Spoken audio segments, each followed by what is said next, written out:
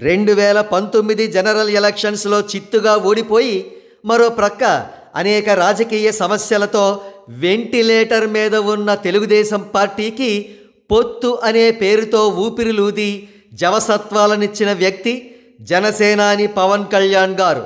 అటువంటి ఆపద్బాంధవుడికి తనదైన స్టైల్లో కృతజ్ఞత చూపించడం మాత్రమే కాక వెన్నుపోటు పొడుస్తున్నారు చంద్రబాబు నాయుడు గారు.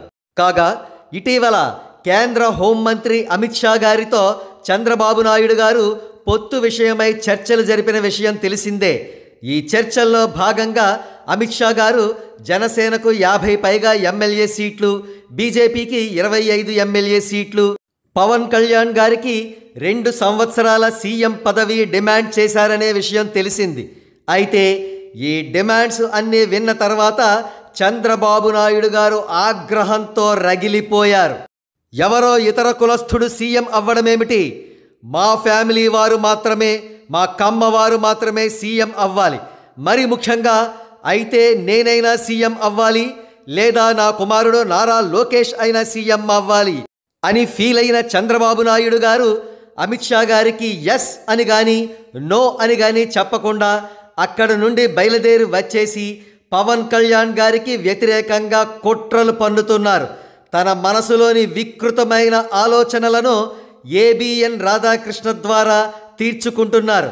ఏబిఎన్ రాధాకృష్ణ తన ఆంధ్రజ్యోతి న్యూస్ పేపర్ ద్వారా, ఏబిఎన్ టీవీ ఛానల్ ద్వారా జనసేనపై విష ప్రచారం చేస్తున్నాడు.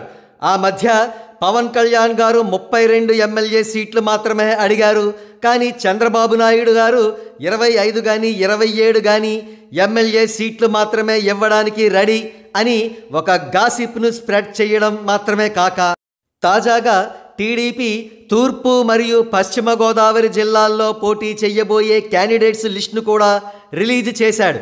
దీని ప్రకారం టీడీపీ ఏకంగా 28 స్థానాల్లో పోటీ చేయబోతోంది.